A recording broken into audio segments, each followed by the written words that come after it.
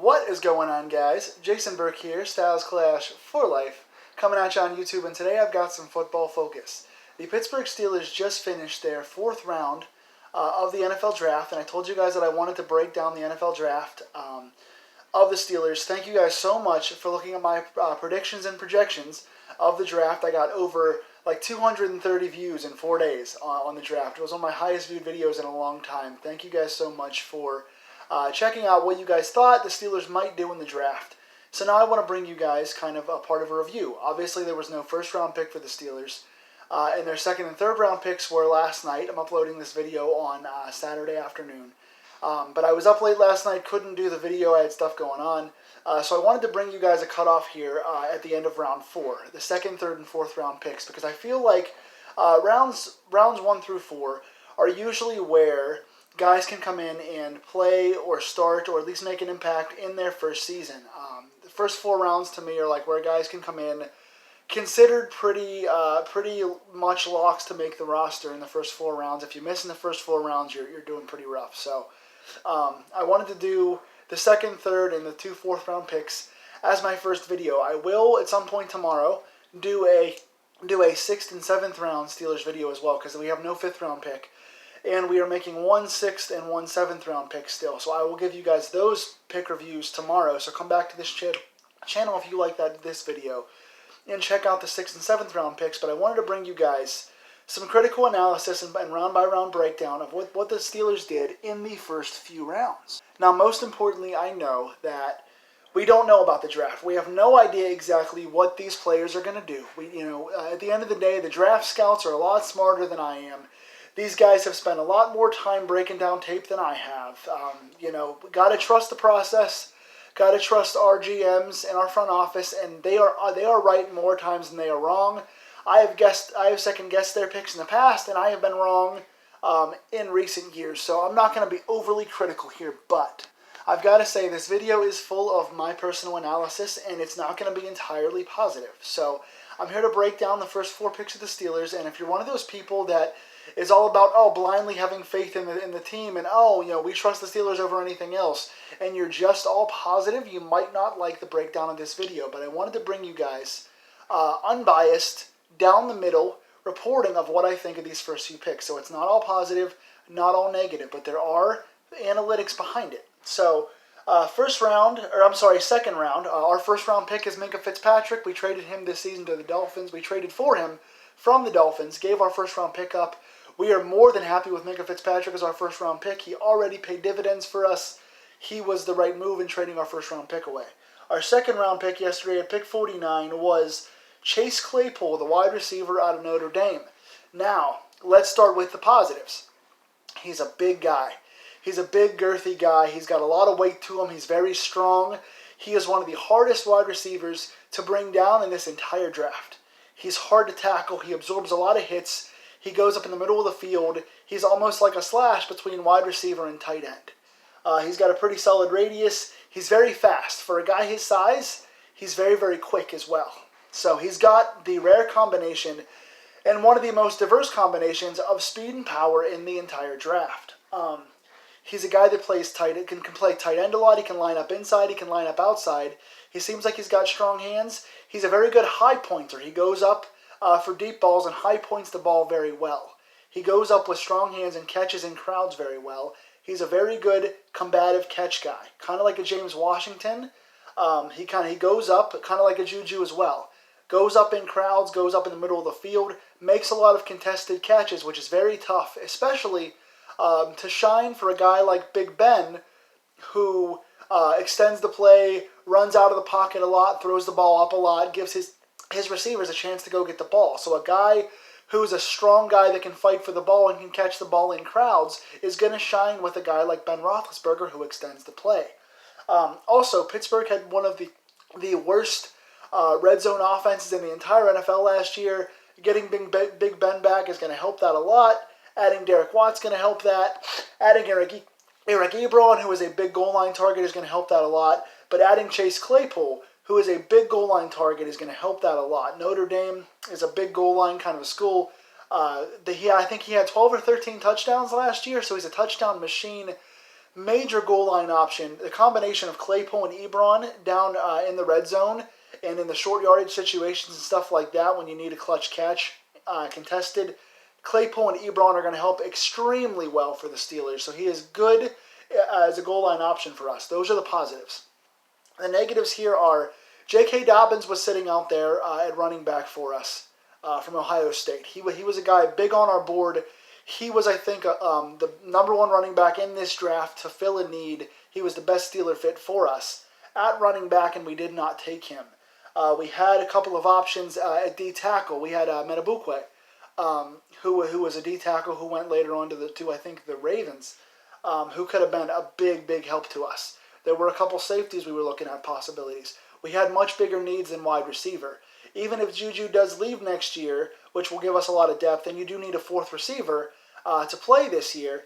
But I think with already having Juju, Washington, and Deontay Johnson, and taking a flyer on Deon Cain, who played pretty well last year with Ben being back, I think we had four guys trustworthy enough where this was not a glaring need. It's good to have the depth. Claypool definitely helps us, but I think we had much bigger needs with offensive line, defensive line, running back who was sitting there. We had Dobbins, who was our guy, sitting there and did not take him, and we had Metabukwe. So taking a nice depth pick, a luxury pick, was good here, but was nowhere near the importance, I think, as some of the other guys, which would show us that running back was already covered for us. It shows us they have faith in guys like Snell, Connor, and Samuels. But wait, there's more coming later. So again, questionable pick for the need here. Much better fits, I think, for us. We're in the draft at this point. We passed on them to go with a guy who I think was a solid fit, who can do a lot for us, but was nowhere near as big of a need. Round 3, pick 102. Alex Highsmith, outside linebacker from Charlotte. Another guy who's a solid guy, but not a pick of need for us. Again, I know people are saying Dupree's on a 1-year lease. I know T.J. Watt's payday is coming up. So I know we needed more guys at outside linebacker. But again, when you already have Watt and Dupree as your starters, and then you have two guys that you like, a high draft pick in Ola Adeni a couple years ago, and Tuzar Skipper, who was a preseason phenom last year, who we re-signed later in the season, when you got those guys backing up, I don't think you need Highsmith here. I mean, he's a high motor guy. He gets a lot of sacks. He's a good run stopper, good tackle for a lost guy, so he could be beneficial in both the run game and the pass game. But he's a little undersized, and he comes from a very small school in Charlotte, so not a lot of competition there. When, again, you have other guys on the board, you need a lot more. You know, depth at safety is still bigger. D-tackle is still bigger. Interior offensive line is still bigger. You could argue running back was still a bigger need. So to draft an outside linebacker when you have your two starters in place and you have two guys backing up who you like, who I personally think are potentially the future of the team. I really like Ola and Skipper a lot. So that makes me not want to go with Highsmith here. I guess if you don't like those two guys, you could see a lot more upside in Highsmith than I do. But I think an undersized small school guy is kind of a weird pick here, especially when we tried that last year with Sutton Smith and that did not work out. So again, he's a high motor guy. He's quick. He's strong. He's a hard hitter. He can help us, but is he the best player at this position for us, and is he the biggest need for us? I don't think so here. So positives there, but also negatives. Today, round 4, we had 2 picks in round 4.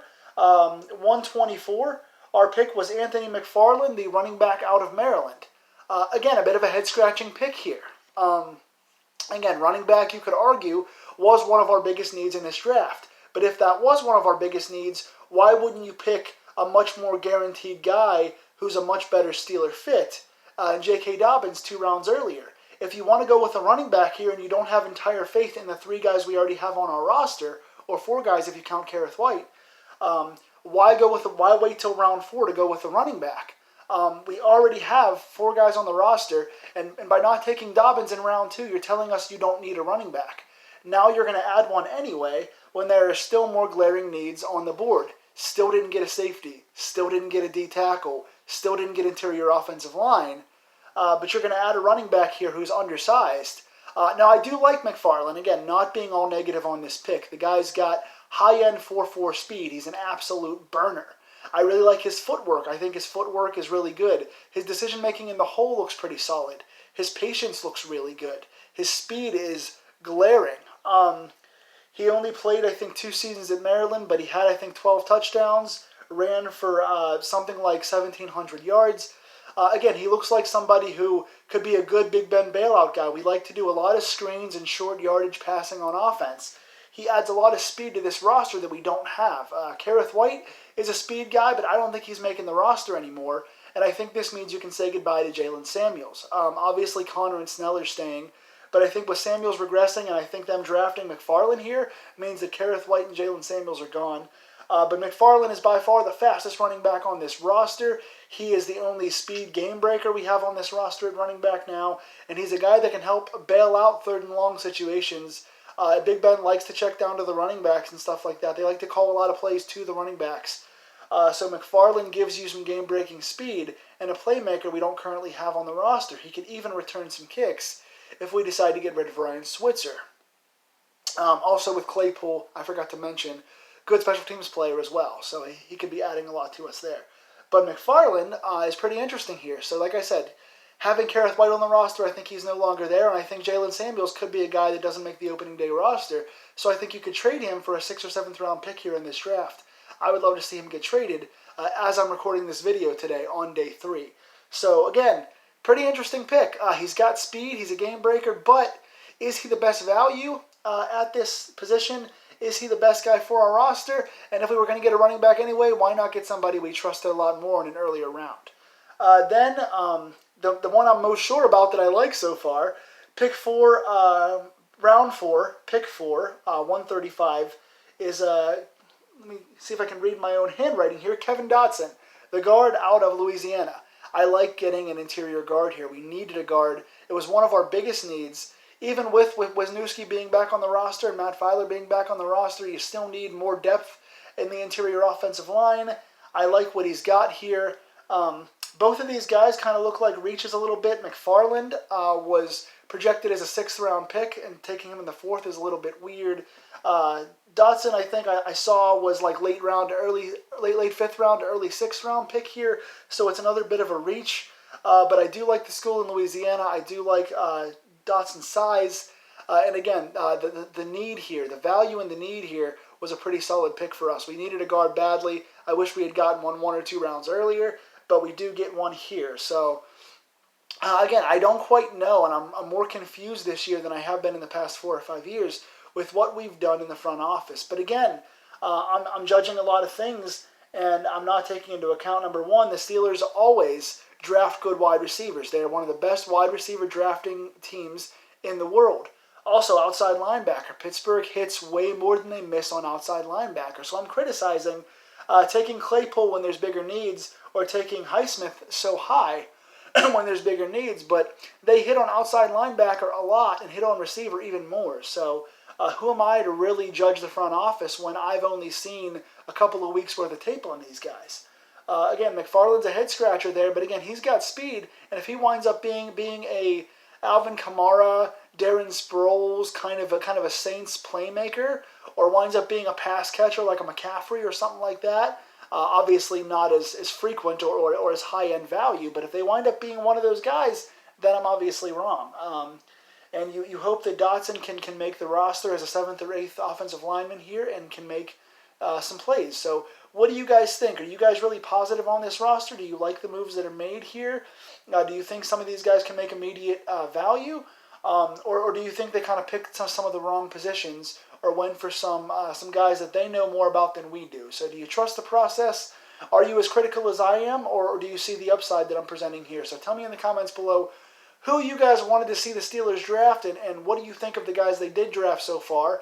And again, if you like this video, or even if you don't, come back tomorrow as I give you guys the round 6 and 7 Steeler picks and my final thoughts to wrap up this draft weekend. Steeler fans, thank you all for watching. I will see you soon. Take care.